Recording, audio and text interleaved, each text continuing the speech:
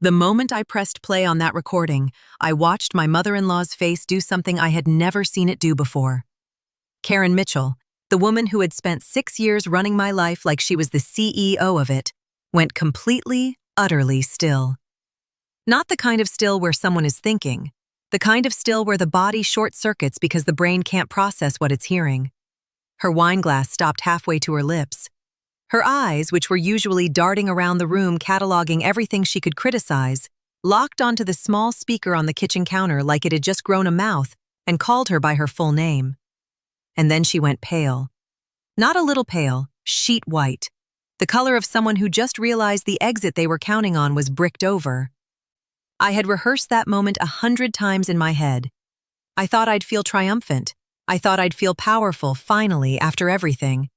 Instead, I felt something quieter and sadder, the specific grief of watching someone realize they've been caught and knowing that the catching was only the beginning of a very long unraveling.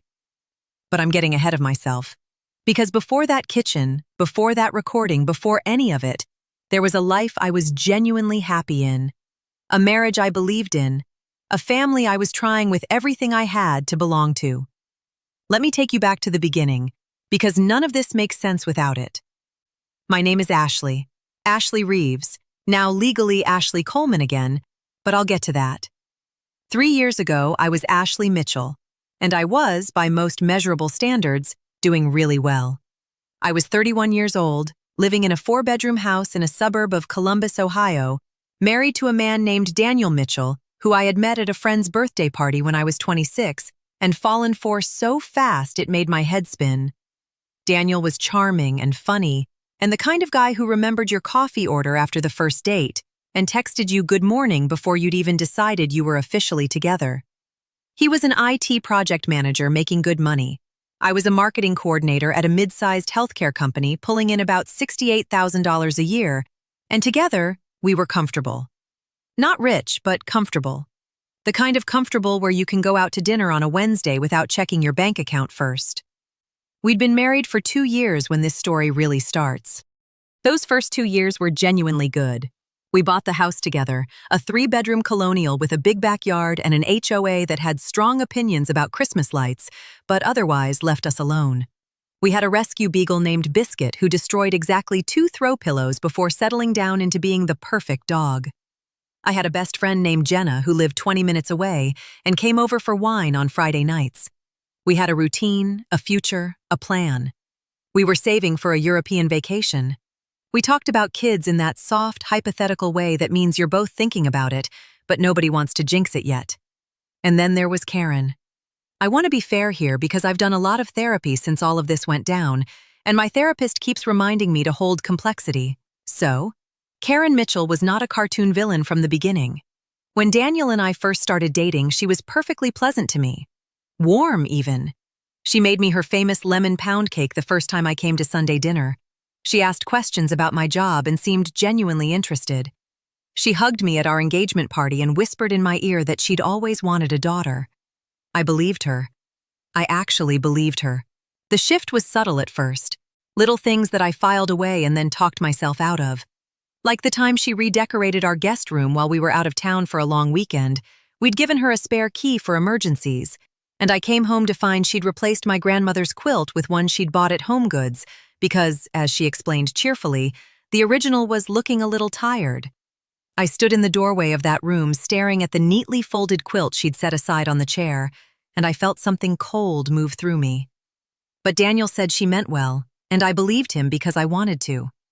Or the time she told me over Thanksgiving dinner with the whole extended family present that she thought I was probably a little too ambitious for your own good, sweetie. This was delivered in the tone of genuine concern, which made it impossible to object to without looking crazy. His sister Brenda laughed.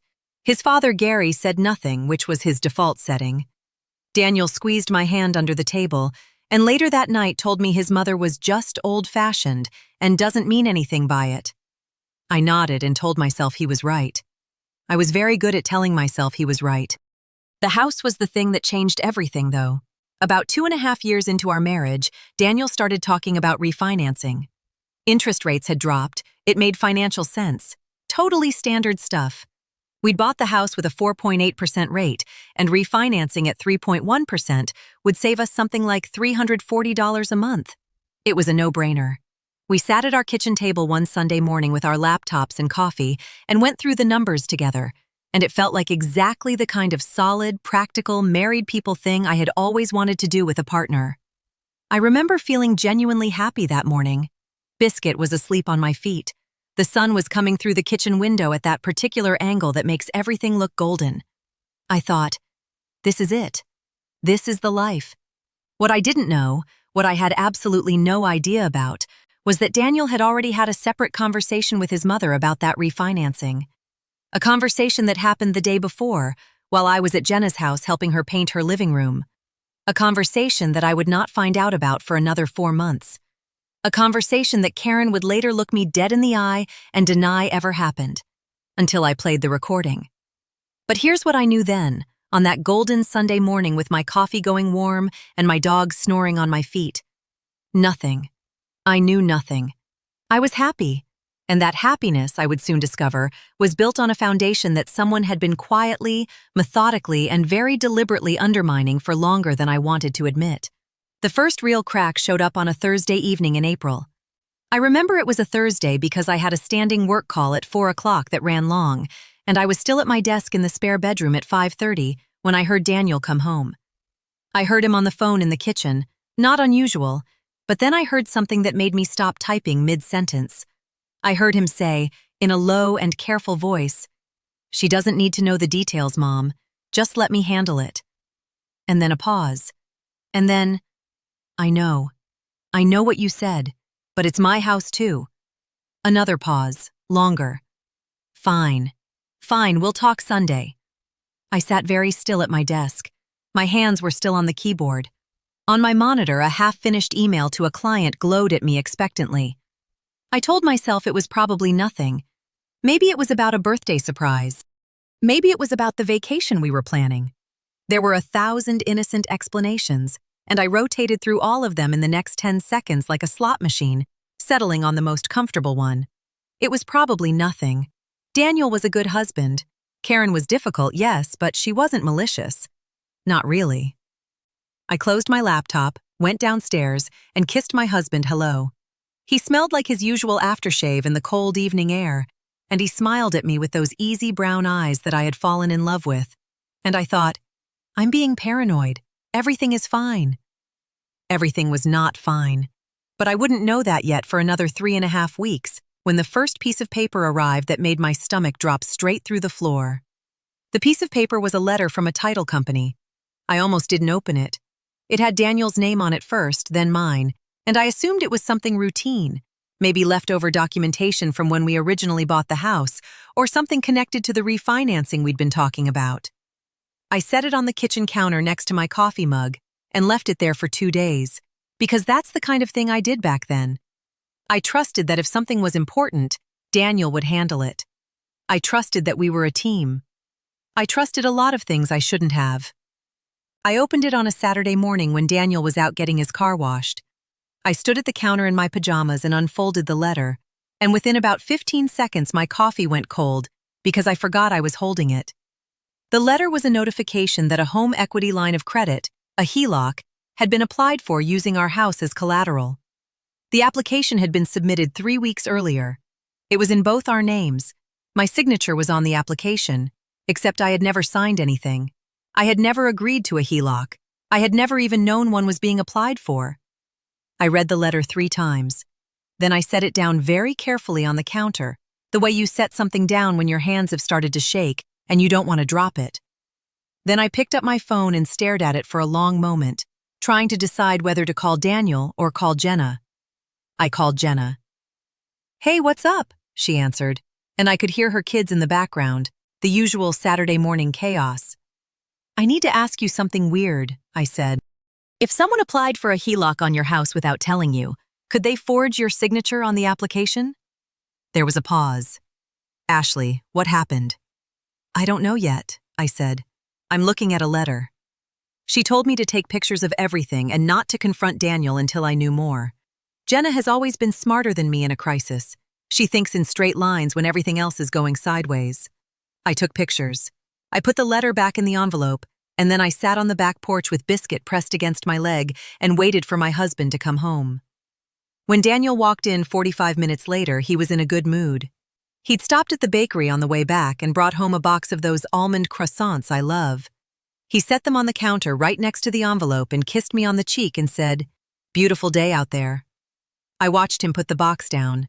I watched him not look at the envelope, or rather, and this is the thing that I keep coming back to, I watched him look at the envelope for exactly one fraction of a second and then look away, very deliberately, in the way people look away from something they know is there and are hoping you haven't noticed. "What's that?" I asked, pointing at the envelope. He glanced at it. "Oh, probably just house stuff." "I already opened it," I said. The pause that followed was maybe 2 seconds long. But 2 seconds, when you are watching someone decide how to respond to something they weren't expecting to get caught with, is a very long time. "Oh yeah?" He kept his voice casual. He was good at casual. "It's from a title company," I said, "about a HELOC application, in both our names." I paused. "I didn't know we applied for a HELOC, Daniel." He turned to face me then, and the expression he put on was one I recognized, the slightly puzzled, slightly patient look he used when he thought I was being worked up over nothing. "It's part of the refinancing process," he said. "It's just preliminary paperwork, Ashley. It doesn't mean we're actually taking out a line of credit." "My signature is on the application," I said. "I didn't sign anything." Something moved behind his eyes, quick, like a fish turning in dark water. "The broker handles a lot of that paperwork. I probably signed your name on something routine so we didn't have to schedule another appointment. It's not a big deal." I stared at him. He was so calm.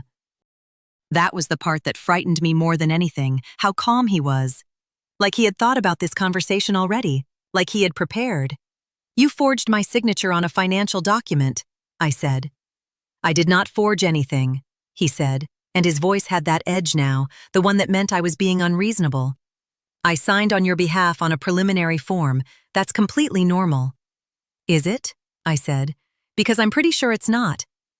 We went around like that for another 10 minutes, and by the end of it I had somehow ended up in the position of apologizing for making him feel accused. I want you to understand how that happened, because it still makes me feel sick to think about it. He was so steady.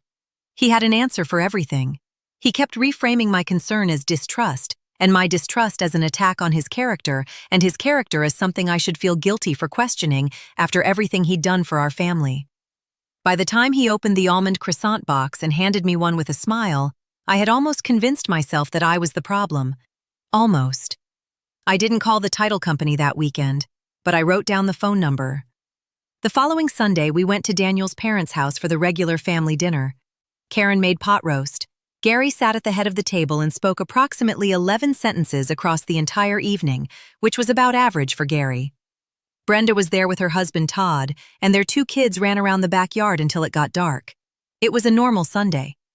I watched Karen move around her kitchen with the total ownership of a woman who has never been uncertain about her place in the world, and I tried to figure out what I was feeling. What I was feeling, I realized somewhere between the pot roast and the apple pie, was watched. Karen kept looking at me across the table with an expression I couldn't quite read. Not hostile, she was never openly hostile, that wasn't her style. More like evaluating, like she was taking my temperature. After dinner, while Daniel and Gary were watching football and Brenda was giving the kids a bath, I ended up alone in the kitchen with Karen while we loaded the dishwasher. This happened often enough that it should have been comfortable. It wasn't, that night. "How are things going with the house?" she asked. Her back was to me. She was rinsing a serving dish. "Fine," I said carefully. "Why?" "No reason." She turned off the faucet. "Daniel mentioned you were looking into refinancing. We've been talking about it," I said. She set the dish in the rack and dried her hands on a dish towel, and then she turned and looked at me directly. Karen had blue eyes that were sharp in a way that her pleasant expression was designed to disguise. "Ashley," she said, in a tone that was warm and concerned and had absolutely nothing warm or concerned behind it. "I just want to make sure you understand that Daniel has been managing the finances in that household very responsibly. He's made some really smart decisions. I'd hate for any misunderstandings to get in the way of that." My hands went still on the plate I was holding. "What kind of misunderstandings?" She smiled. The smile that meant the conversation was over on her terms. Oh, nothing specific. Just, marriage takes trust, sweetheart. Daniel trusts you. I hope you extend him the same courtesy. I put the plate in the dishwasher and said, of course. And then I excused myself to use the bathroom. And I sat on the edge of Karen's guest bathroom tub for a solid 3 minutes, breathing slowly, before I went back out. She knew about the letter. She had to. That was the only explanation for that conversation, for that particular warning dressed up as wifely wisdom. She knew, which meant Daniel had told her, which meant that phone call I'd overheard. She doesn't need to know the details, Mom, was about this, about the HELOC, about whatever was happening with our house that I was apparently the last person to be informed of. I called the title company the next morning from my car in the parking garage at work, before I went inside. I told them I was Ashley Mitchell, and I had a question about a HELOC application. The woman on the phone was helpful and professional, and she pulled up the file, and what she told me made the parking garage tilt slightly around me. The application wasn't preliminary, it had been approved 2 weeks ago for $85,000. $85,000 secured against the house that we owned together, that I had signed a mortgage on, that my name was on the deed of, and I had not known it existed until I opened a letter by accident on a Saturday morning. Is there anything else I can help you with? The woman asked. No, I said. Thank you. I hung up and sat in my car for a long time without moving. I thought about calling Jenna. I thought about calling my mother. I thought about going straight back home and confronting Daniel right then, in the middle of a Monday morning, and demanding a real answer. I thought about all of those things. And then I thought about something Karen had said to me once, early on, before I understood what she was. She'd said, the worst thing you can do in a difficult situation is react before you understand it fully. She'd meant it as a manipulation, I think, a way to keep me passive. But sitting in that parking garage with my phone in my lap and $85,000 of debt I hadn't agreed to ringing in my ears, I decided she was accidentally right. I was not going to react, I was going to understand. And then I was going to be very, very careful about what I did next. I went to work. I sat through 3 meetings. I ate a sad desk salad at noon and stared at my monitor and thought about what I actually knew versus what I was assuming. I knew the HELOC existed. I knew my signature was on the application. I knew Daniel had talked to Karen about it before talking to me. I knew Karen had warned me, in her sideways Karen fashion, to stay in my lane. What I didn't know was what the money was for, where it had gone or was going, whether Daniel was in trouble or whether he was doing something with it that I would find even more troubling than trouble. That evening, I did something I had never done in our marriage. I waited until Daniel was in the shower, and then I went through his desk. I wasn't proud of it. I'm still not exactly. But I also can't say it was wrong, given what I found, tucked inside a manila folder underneath a stack of old tax returns. A single page that I recognized immediately as a wire transfer confirmation, dated 6 weeks prior. The amount, $40,000. The recipient, an LLC I had never heard of, with a name that told me exactly nothing. Except for one detail in the memo line, which I read twice to make sure I was reading it correctly. The memo said, per KM agreement. KM. Karen Mitchell. My mother-in-law, who had just sat across from me in her kitchen and told me that marriage takes trust. I put the paper back exactly where I found it, in the same orientation, and I went downstairs and started making dinner like nothing had happened. And while I chopped vegetables and listened to Daniel sing off-key in the shower above me, I made myself a quiet, very firm promise. I was going to find out everything, all of it, and I was going to do it before anyone knew I was looking. The next 2 weeks were the loneliest I had ever felt inside my own life. That's the thing nobody tells you about the moment you start to understand that your marriage might be built on lies. It doesn't feel dramatic at first. It feels quiet. It feels like sitting across from your husband at dinner and watching him talk about his day and nodding in the right places, while something cold and heavy has taken up permanent residence in your chest. It feels like performing a version of yourself that stopped being real the moment you found that wire transfer confirmation. I went to work. I came home. I made dinner. I watched television with Daniel on the couch with biscuit between us, and I laughed at the right moments, and I said I love you when he said it first, and every single second of it felt like walking across ice that I knew was cracking beneath me, step by careful step. The thing about $40,000 wired to an LLC with Karen Mitchell's initials in the memo line is that it doesn't explain itself. I needed context. I needed to understand what the money was for, whether it was a loan, a gift, an investment, and whether Daniel had any intention of telling me about it. So I did what I told myself I would do. I got quiet. I got careful, and I started paying attention to everything. I started with what I could access legally, our joint checking account, our joint savings. I went through 6 months of statements online one afternoon while Daniel was at his company's quarterly offsite. And what I found there wasn't catastrophic on its own, but it was wrong in the way that small, accumulating wrongnesses are wrong. Cash withdrawals I didn't remember. A recurring transfer to an account I didn't recognize, small enough, $300 a month, that I might have missed it if I hadn't been looking. Charges to a storage unit facility in a part of Columbus we never went to. A storage unit. That one stopped me cold. I wrote down the address. I didn't go there yet. I wasn't ready to go there yet. But I wrote it down, and I put the piece of paper in the zippered inner pocket of my work bag where Daniel never went, and I kept moving. The thing that finally broke me, really broke me, the bottom dropping out completely, happened on a Wednesday night, 3 weeks into my quiet investigation. Daniel had gone to bed early, claiming a headache. I was downstairs with my laptop, ostensibly catching up on work emails, when my phone buzzed with a text from a number I didn't recognize. Just a phone number, no name. The text said, "You should ask your husband about the property on Fieldstone Drive." I stared at that message for a long time.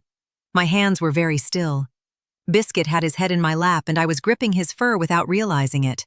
Enough that he made a small sound and I let go and apologized to my dog in a whisper. I did not respond to the text. I screenshotted it instead.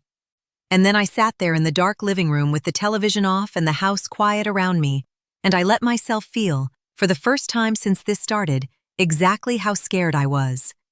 Because it wasn't just the HELOC anymore. It wasn't just the wire transfer. Someone out there knew something about my husband and my house and my life that I didn't know, and they were trying to tell me.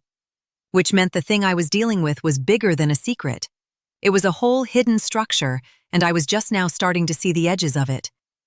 I went upstairs. I stood in the doorway of our bedroom for a moment, watching Daniel sleep. He was on his side, facing away from me, his breathing slow and even. He looked exactly like the man I had married. He looked like someone who didn't have secrets. He looked like someone I could go wake up and tell about the text and have him reassure me, the way he always did, that I was overreacting. For one terrible second, I wanted that more than anything. I wanted to climb into bed and press my face against his back and let him tell me it was nothing. I wanted to be wrong about all of it. I went back downstairs. I slept on the couch. In the morning, I told him I'd fallen asleep watching TV, and he believed me without question, which was its own kind of answer. I looked up Fieldstone Drive that morning from my car before I went inside to work. It was a street in Westerville, about 20 minutes from our house. I pulled up the county auditor's property search, a thing I had never needed to do before in my life, and now suddenly knew how to do because I had spent the previous weekend learning, and I searched properties on that street. It took me about 15 minutes to find it. A house. A modest 3-bedroom ranch, nothing fancy, purchased 14 months ago. The owner of record was the same LLC that had received the $40,000 wire transfer. The LLC that had KM in the memo line. I sat with that information until my lunch break, and then I drove to Fieldstone Drive. I don't know exactly what I expected to find. I think part of me expected to see something that would make the whole thing make sense in a way that wasn't as bad as what I was imagining. I drove down the street slowly, like someone who lived in the neighborhood and was just taking their time getting home. The house was at the far end, set back from the road, with a neatly kept yard and a car in the driveway. A silver Lexus. I knew that car. I had ridden in that car dozens of times. It was Karen's. I kept driving. I went around the block. I sat 2 streets over and I called Jenna, and when she answered, I said, "I need you to meet me tonight, somewhere Daniel won't know about." Jenna didn't ask questions. She just said, "Lemon Drop Grill on 5th, 7 o'clock. I was there at 6:50. She walked in at 7 on the dot, took one look at my face and said, "Okay, tell me everything." So I did. I told her about the HELOC, about the wire transfer, about the storage unit, about the text from the unknown number and Fieldstone Drive, and Karen's Lexus in the driveway of a house owned by a shell company. I told her all of it in a low, level voice while the bar got louder around us, and by the time I finished, I realized I was shaking slightly. Just my hands. Just a fine tremor I couldn't quite stop. Jenna was quiet for a moment. She had barely touched her drink. "Ashley," she said, "have you talked to a lawyer?" "No." "You need to talk to a lawyer, tomorrow." "I don't know what I'd even tell them."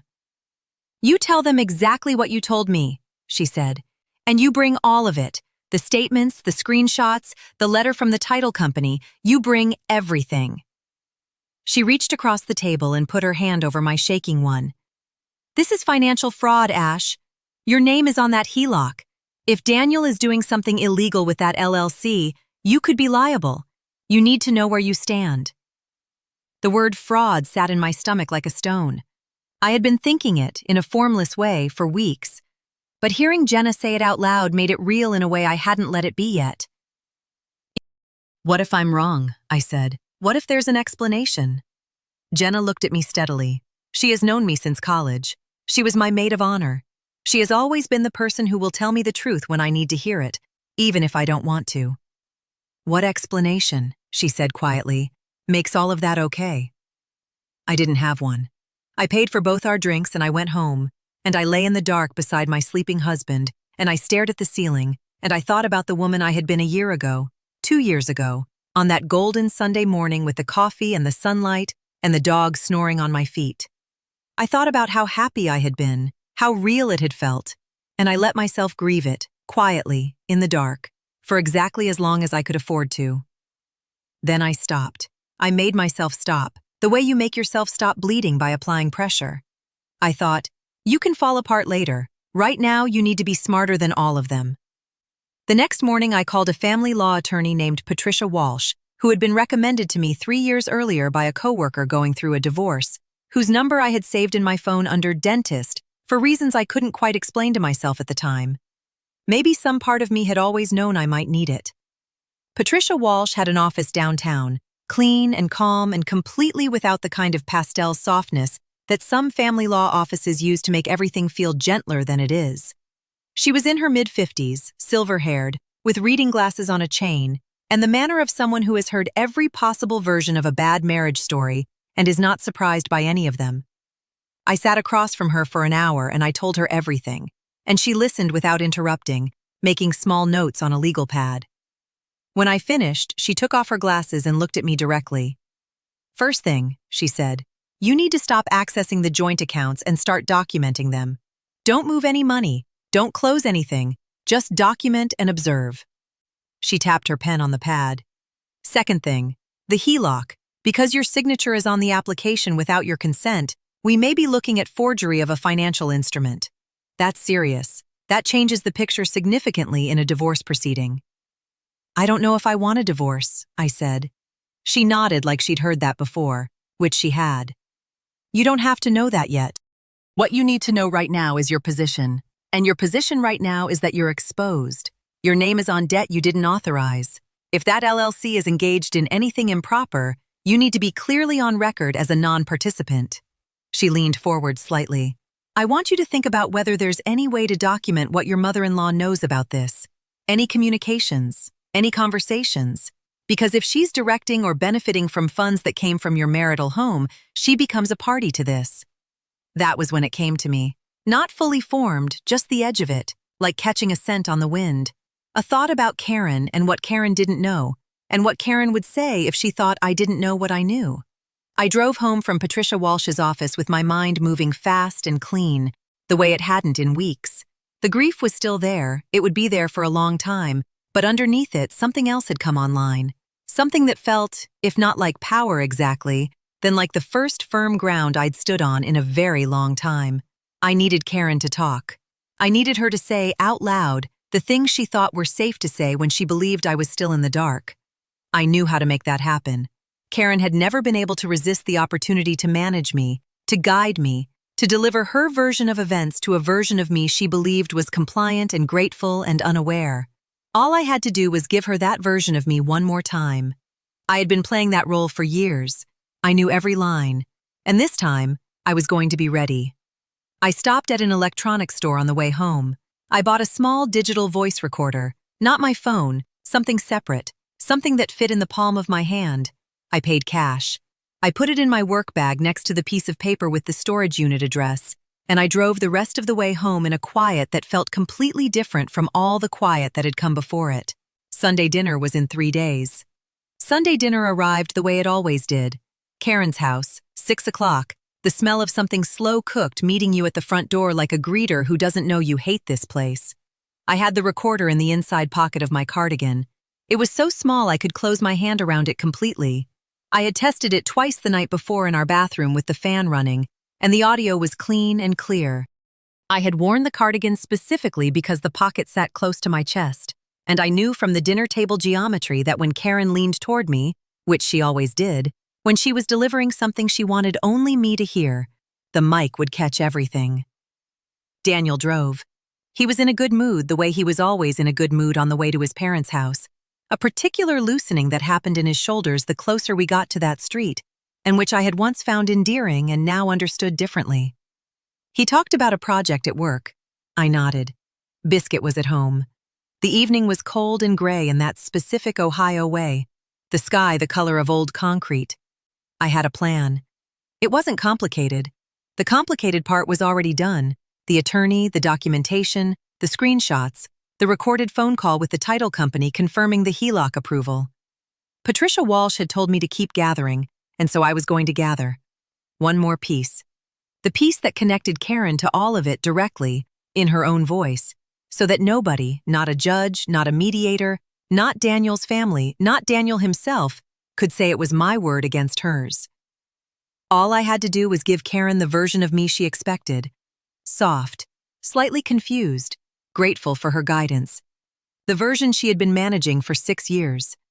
I could do that. I had been doing it for 6 years. Dinner was pot roast again. Or maybe it was a different week's pot roast. They all blurred together in that house. Gary sat at the head of the table and contributed his usual contribution, which was the occasional nod and a comment about the weather. Brenda was there without Todd this time, something about him having a work thing, and her kids ate quickly and vanished to the basement where Gary kept an old gaming system for them. Daniel talked to his father about football. Brenda talked about her kids' school. Karen moved between the kitchen and the table with the total ownership of a woman who has arranged every detail of every room in her life exactly as she intended. I ate. I smiled. I said the right things at the right moments. I was so calm it scared me a little. After dinner, it happened the way I had calculated it would. Daniel and Gary drifted to the living room. Brenda followed to make a phone call. And Karen began clearing the table with the particular efficiency of a woman who is about to have a private conversation she's been planning. I picked up plates and followed her into the kitchen, and the recorder was running. She ran water over the dishes. She had her back to me. I set the plates on the counter and waited. "You seem quiet tonight," Karen said. "Just tired," I said. "Work has been a lot." She made a sympathetic sound. "You push yourself too hard." She turned off the faucet and reached for the dish towel. This was the move, the drying of the hands, the turning, the full attention. I had seen it before. It meant the real conversation was starting. "Ashley," she said, and turned to face me.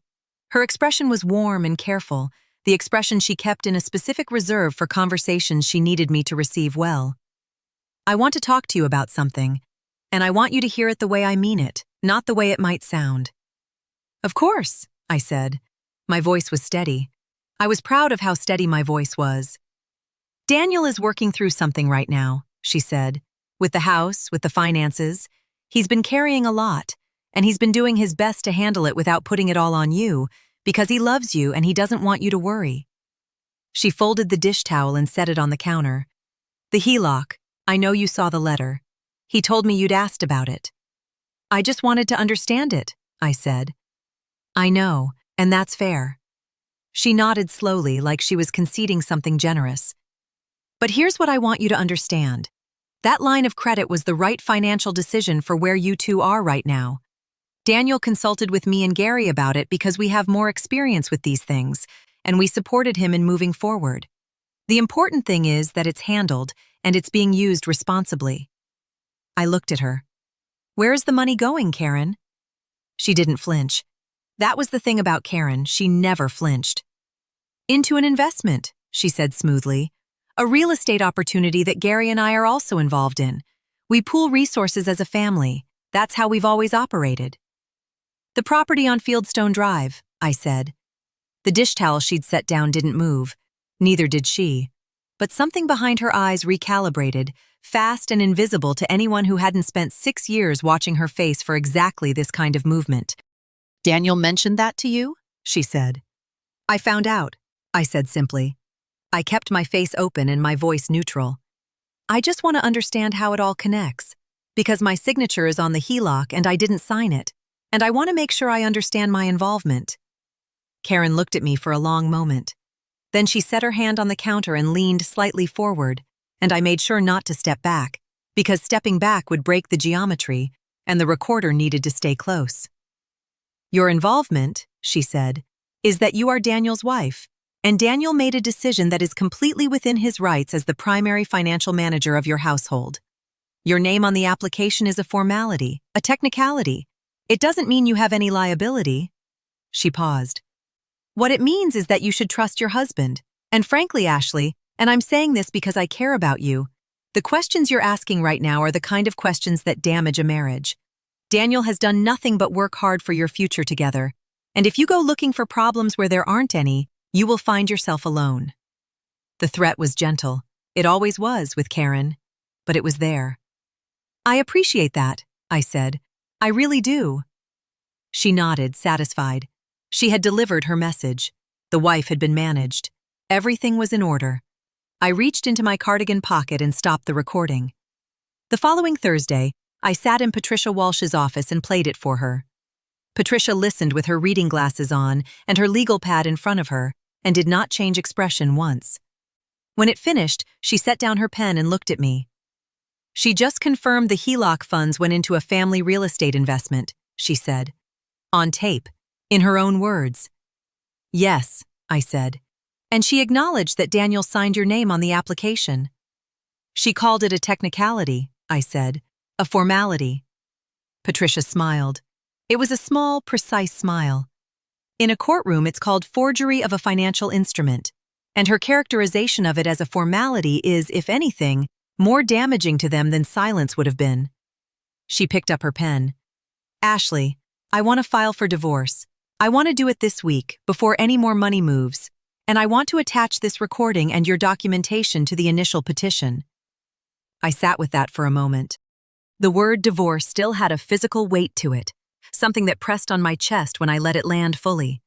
But I had been sitting with it for weeks. I had already done the grieving, in the dark, beside a sleeping man I no longer knew the way I thought I did. What I felt now, sitting in that clean and calm office with the recording saved in 3 separate places, was something close to clarity. Do it, I said. Daniel was served on a Friday morning. I was not home. I had arranged that deliberately, gone into the office early, sat at my desk with my headphones in, and waited. He called me 4 times. I let them go to voicemail. The 4th voicemail was just breathing and then a long silence, and then him saying my name once, quietly, in a voice I had never heard him use before. I saved it. I came home that evening to find him sitting at the kitchen table with the papers in front of him and his hands flat on the table, very still. He looked up when I walked in, and for a moment he looked young in a way he never had before, young and undone, the careful calm he usually wore stripped completely away. Ashley, he said. Hi, Daniel, I said. You went to a lawyer. It wasn't an accusation. It was more like he was reading from a document and confirming the facts. I did, I said. I set my work bag down by the door and stayed standing. A while ago. The recording. He knew then. His mother must have called him, or maybe the attorney had mentioned it in the filing. I wasn't sure of the sequence, but he knew. Yes, I said. He was quiet for a long moment. Outside, a car went past on our street. Biscuit was at his feet, unaware, which broke my heart a little because Biscuit loved him. How long? He said. How long did you know? Long enough, I said. Ashley, I can explain. Daniel. My voice came out steady and quiet and final, in a way I hadn't planned but recognized as true. I have the HELOC documentation. I have the wire transfer confirmation with your mother's initials in the memo line. I have the property records for Fieldstone Drive and the LLC. I have your mother on tape confirming all of it and telling me to stay in my lane. I paused. Patricia Walsh has it all. The bank has been notified. The title company has been contacted regarding the forged signature. I looked at him steadily. I don't need an explanation. I need you to understand that I know everything, and that anything that happens next depends entirely on whether you choose to cooperate. He looked at the papers on the table. He looked at his hands. He looked at me, and whatever he saw in my face told him something, because after a long moment he said very quietly, "I'm sorry, Ash." I believed he meant it. I also knew it didn't change anything. Karen called me the following Monday. I let it ring. She called 3 more times that week. On Friday, she showed up at our house, my house, in my name as of the legal separation, and knocked on the door. I opened it. She looked different. Not smaller, exactly. Karen was not the kind of woman who got smaller. But something about the arrangement of her face had shifted, the way a landscape shifts after a storm moves through. Same features, different relationship between them. "I'd like to come in," she said. "No," I said. She blinked. In 6 years, I had never said no to Karen Mitchell without immediately softening it into something else. "Ashley, I think we need to talk." "We talked," I said. "I recorded it. You've seen the filing." I held the door. "I don't have anything else to say to you, Karen. Your attorney can contact Patricia Walsh." I closed the door. I stood with my back against it in the hallway for a moment, listening to the sound of her footsteps on the porch, and then the sound of her car starting, and then silence. Biscuit came and sat on my feet, which was his way of checking in, and I reached down and scratched his ears and said, out loud in my empty house, "Okay, okay." The divorce took 8 months. Patricia Walsh was worth every dollar of her retainer.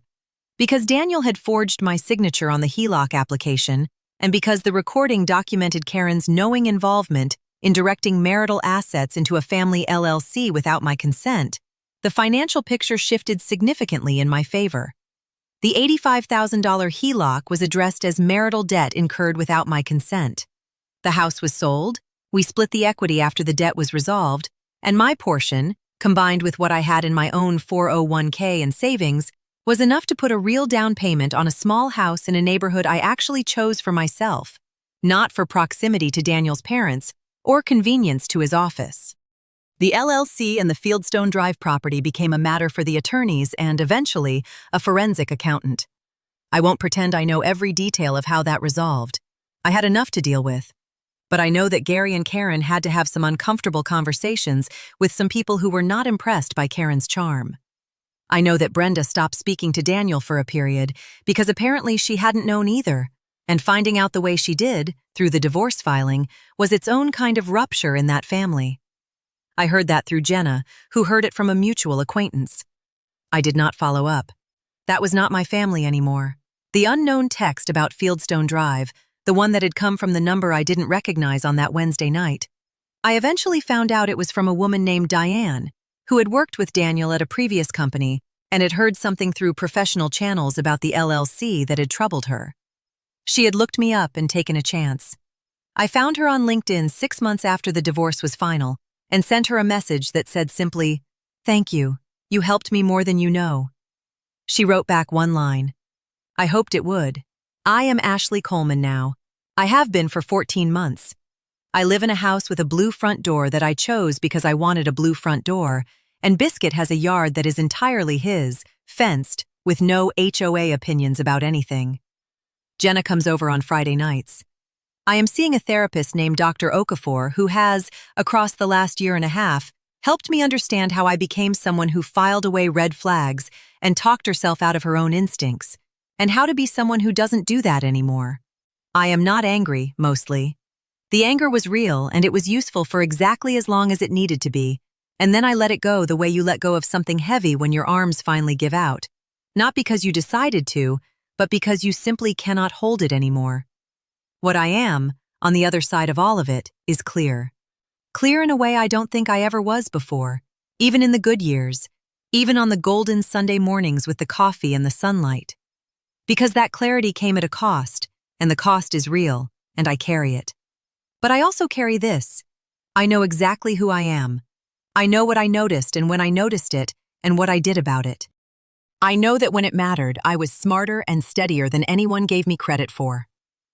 Karen Mitchell froze when she heard that recording. And I think what she heard, in the silence between her own words playing back at her, was the sound of the one version of me she had never planned for. The version that had been paying attention the whole time.